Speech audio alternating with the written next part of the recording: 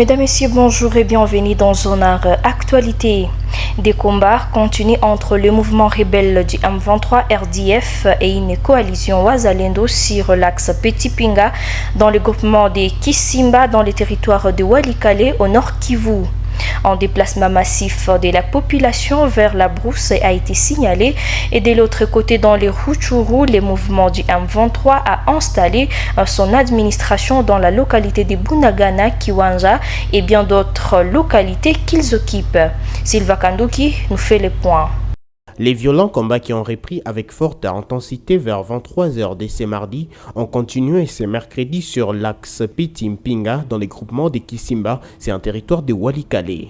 Selon nos sources, les combattants de la coalition des milices locales Ndouma pour la défense de la patrie, NDC rénové, des Guidon Simuraï, Alliance des patriotes pour un Congo libre souverain, APCLS, des Janvier Karaïra, Alliance des nationalistes congolais pour la défense des droits humains, ANCDH-AFDP, des Jean-Marie Bonané, tentent sans succès depuis près d'une semaine d'offensive de récupérer les localités des Petits et Mindjenje des mains des rebelles du M23. Cependant, certaines sources font savoir que ces localités situées à environ 20 km de Pinga sont présentement divisées entre ces belligérants, alors que d'autres rapportent qu'elles seraient toujours sous l'emprise totale des rebelles du M23. Ces affrontements qui continuent de s'intensifier autour des Pinga dégradent davantage la situation humanitaire dans la zone. Selon plusieurs sources, des milliers de familles déplacées vivent dans la brousse et dans la précarité et sans aucune assistance.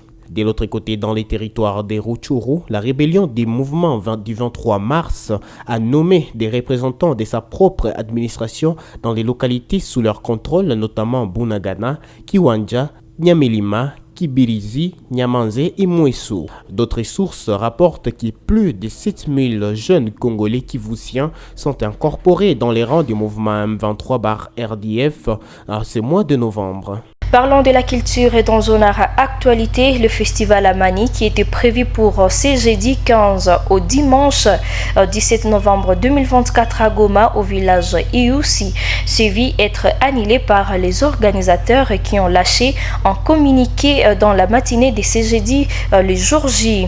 Ceci intervient après les communiqués du maire de la ville de Goma interdisant cette manifestation en épinglant la situation sécuritaire incertaine. Aussi affirme n'avoir pas été au courant du festival Amani.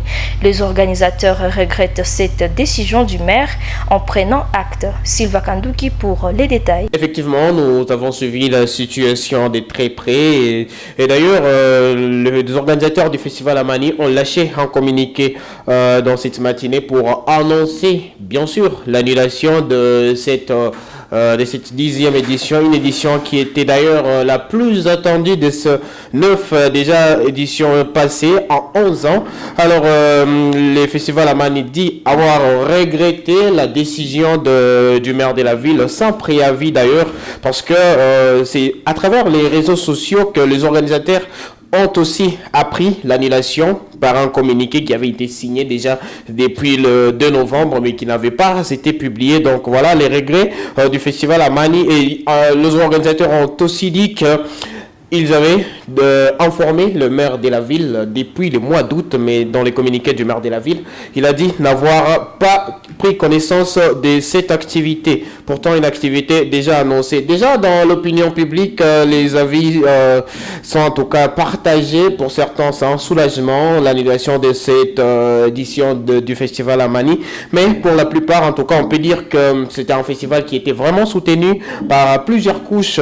Voilà, et c'est un festival qui était plus inclusif parce qu'il y a eu des ateliers, vous l'avez vu, il y a eu des ateliers avec les déplacés, il y a eu des ateliers avec les journalistes et tout. C'est une édition qui a apporté plusieurs innovations et dans le secteur entrepreneurial, il y avait un concours d'entrepreneurs qui devrait récompenser plusieurs entrepreneurs et voilà.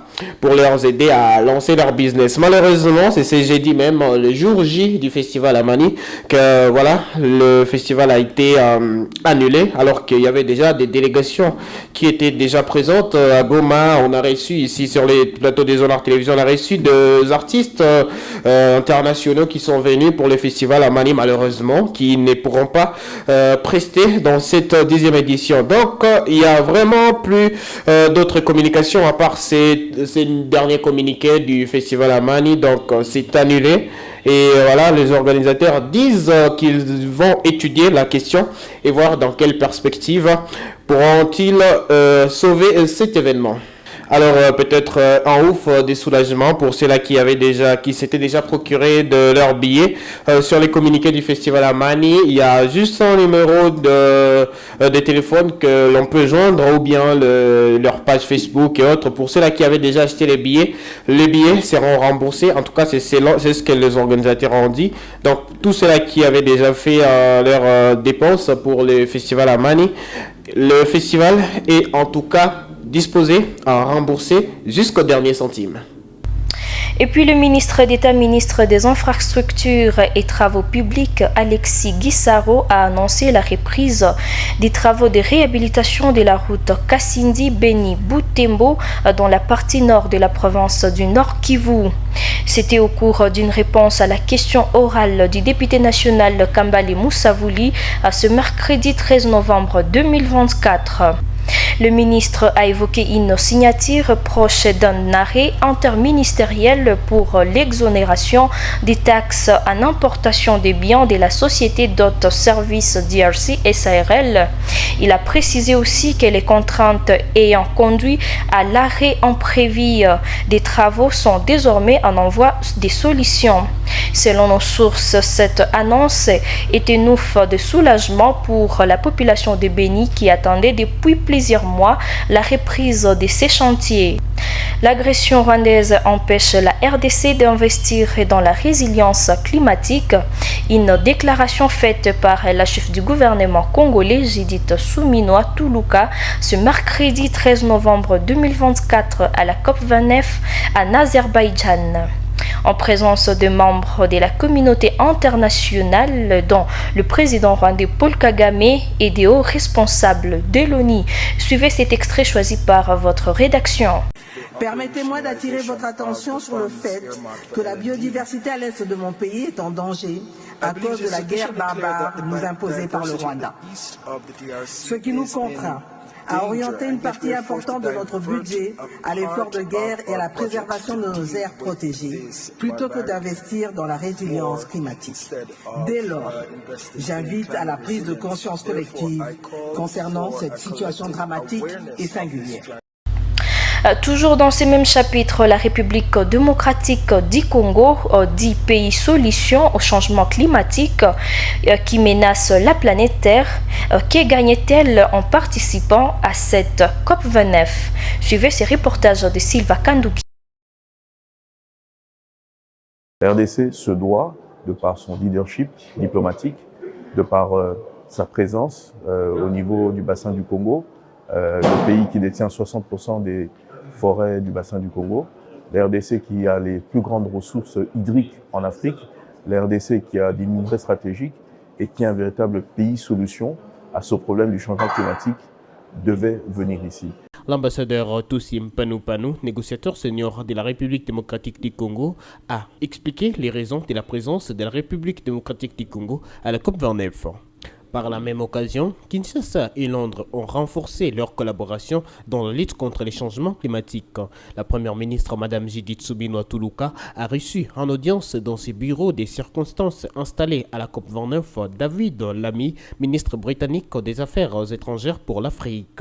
Les échanges entre les deux autorités ont porté sur les renforcements de la coopération et des relations bilatérales entre les gouvernements du Royaume-Uni et de la République démocratique du Congo, notamment la collaboration dans la lutte contre les changements climatiques. Cette réunion a eu lieu ce mardi 12 novembre 2024 à Bakou. La première ministre a profité de cette occasion pour lancer un appel puissant aux Congolais pour un élan patriotique en faveur des intérêts de la République démocratique du Congo. Elle a souligné que chaque Congolais a la responsabilité de faire entendre notre voix et de revendiquer la reconnaissance de notre rôle essentiel dans la protection de la planète comme pays solution. Ces mêmes discours avaient déjà été prononcés à la COP26 par la ministre Eve Bazaïba, ministre d'État en charge de l'environnement. De l'autre côté, le secrétaire général des Nations Unies a manifesté son intention d'aider la République démocratique du Congo à mieux articuler sa contribution déterminée à l'échelle nationale afin de permettre au pays de s'approprier des mesures d'application de l'article 6.4 validé à la COP29 et de soutenir les pays à mieux affirmer son plan d'adaptation au changement climatique. La secrétaire générale adjointe de l'ONU, Noura Al-Madi, a rassuré à Judith Suminwa Tuluka, première ministre, de mobiliser l'équipe climat des Nations Unies pour déclencher les démarches internes afin de rendre opérationnels sur tous les plans les marchés de carbone en République démocratique du Congo. Une autre étape consistera donc à mettre en valeur les potentiels du pays dans la régulation du climat. Finissons par les sports. Le 5e et 6e journée des éliminatoires de la CAN 2025 s'annonce passionnante. Seulement 7 sur les 24 pays qui prendront part à cette Coupe d'Afrique des Nations sont déjà qualifiés, dont la RDC qui livrera d'ailleurs un match contre la Guinée ce samedi 16 novembre 2024. Toutes les rencontres se joueront jusqu'au mardi 19 novembre. Quelles sont les affiches? Toumaïni Réconfort pour les détails. Les 24 pays qui prendront part à la Coupe d'Afrique des Nations CAF Total Energy prévue au Maroc en 2025 seront officialisés à l'issue des qualifications pour la phase finale continentale le mardi 19 novembre. Avec cette équipe déjà qualifiée pour se rendre au Maroc, les dernières places pour le final de l'année prochaine seront attribuées lors des dernières journées des qualifications prévues du 13 au 16 novembre, 5e journée, et du 17 au 19 novembre pour la 6e journée.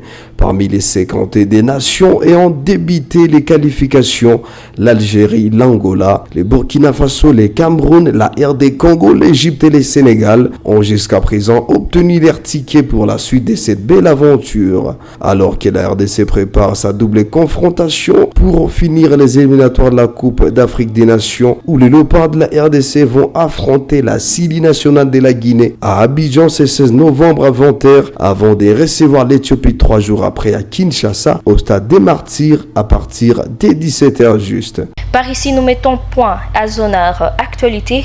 Merci de nous avoir suivis. On se fixe rendez-vous à la prochaine. Ciao.